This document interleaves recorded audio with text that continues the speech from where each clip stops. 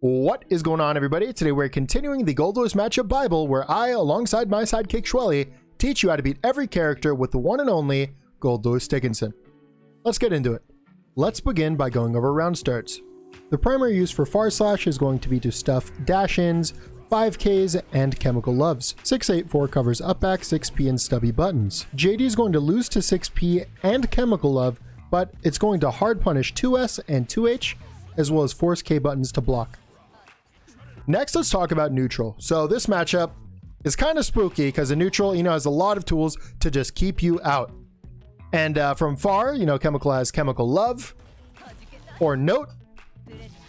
And this is either going to poke you or lock you down. And from up close, they have a stroke the big tree, or they have the aerial approach.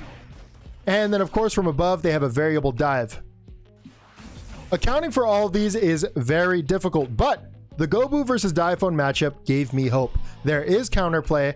There's stuff we can do to make this easier for us. So let's go over some of our tools that beat Ino's tools. First, our 2P is going to stop aerial approaches. It's also going to completely low profile chemical love, even when I'm closer. And of course, it's also going to stay safe from heavy stroke the big tree. I'll just mash it. Yeah. Next, let's talk about our JD. So our JD is designed to stop all kinds of approaches. First, it's going to stop the aerial approach. And of course, it's also going to stop stroke. And it's very good, but of course, it has a caveat. It is going to just straight up lose to chemical love. Next, we have our 2K, and the 2K is designed to call out stroke the big tree. Of course, it's also going to low profile chemical love. And that's the reason that we don't want to use 5K. 5K is going to lose to chemical love.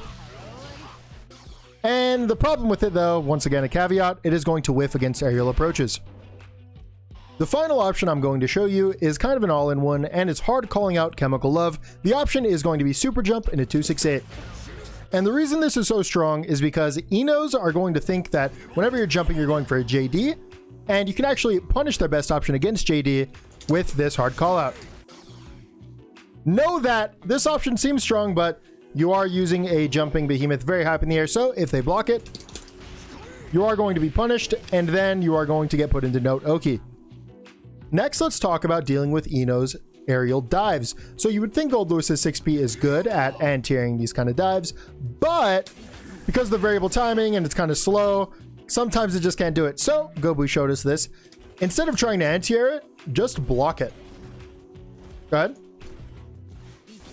Just block it in 2P, and this actually applies to all the dives, including the ones in pressure. So just block it, then 2P. Next, we'll be talking about note and neutral. Now, there's some very common interactions.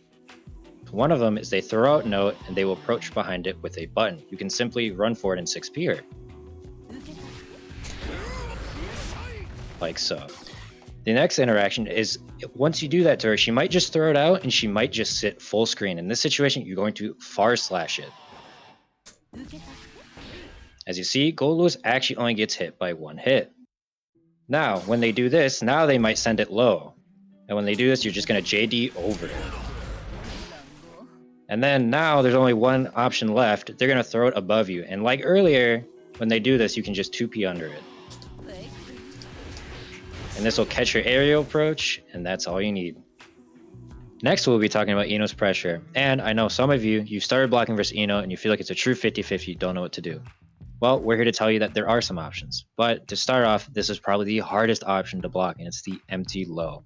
Now, the great thing about this situation is if you guess wrong, all she's getting is a 2K 2D, and it's very low damage. But if you were to guess right on a lot of her options, you have a lot more reward than her than if she were to open you up.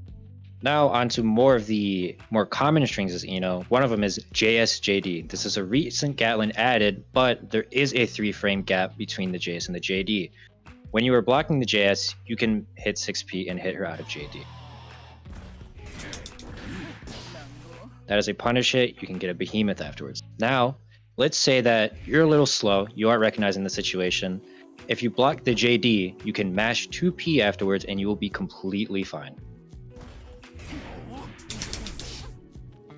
Completely fine. You'll get your turn back if they dive anyways. If they don't dive, you'll hit them out of JD. You're fine. Now, a little caveat to just blocking high is that sometimes Enos will go for resets, and this is in the form of JS, JS. But if you keep the same mindset of before, after you've seen a JS, you just 6p, you'll hit the second JS. And that one is actually a counter hit. The final string is JS into 6H, and unfortunately, like with JS2K, this is actually an option that will catch your 6p mash. And this is actually a very high reward counter hit for Eno. But unlike JS2K, 6H is actually a mid, and you can just keep going along with the block high strategy against this. Now, one of the final pressure tools we're going to be talking about from Eno is her strokes. Now, there are two variations. There is the S stroke, which is punishable on block. It is -7. The button we're going to be using to punish this is 5p, as just demonstrated. The other variation is H stroke, which is slightly plus. It's +2, but it is still Eno's turn. Now, the common energy you're going to see this from are 2k, 2d, and 6h. This is commonly where you're going to see some form of stroke and where you want to allocate all of your attention. So how do we distinguish these from each other? S stroke is stubby and won't go inside of you. So off 6H, it's very fast and nothing will happen. But when it comes to H stroke, Eno tends to travel further into your body. Continue to block low until you see the visual cue of her being in your body, and then you're going to stand up and you're going to throw her. Like such. And finally, I have a bonus section for you all. First tip, just don't FD against Eno. You're not making space for yourself because everything Eno does is advancing. You're not doing yourself any favors, you're kind of just throwing away meter. It's also going to mess with your punish game, so if you follow our strategy from earlier, blocking overhead against the double overhead into dive kick is actually just going to keep you from being able to punish. And what once was a punish and a knockdown is now Eno's turn again. If you're covering the aerial approach with 2p, you will find that even despite whiffing, you will have enough time to grab H stroke anyways. And our final tip is going to be dealing with the supers. Eno does have some weird ones. First is a reversal super. You can actually block the first hit and then punish accordingly.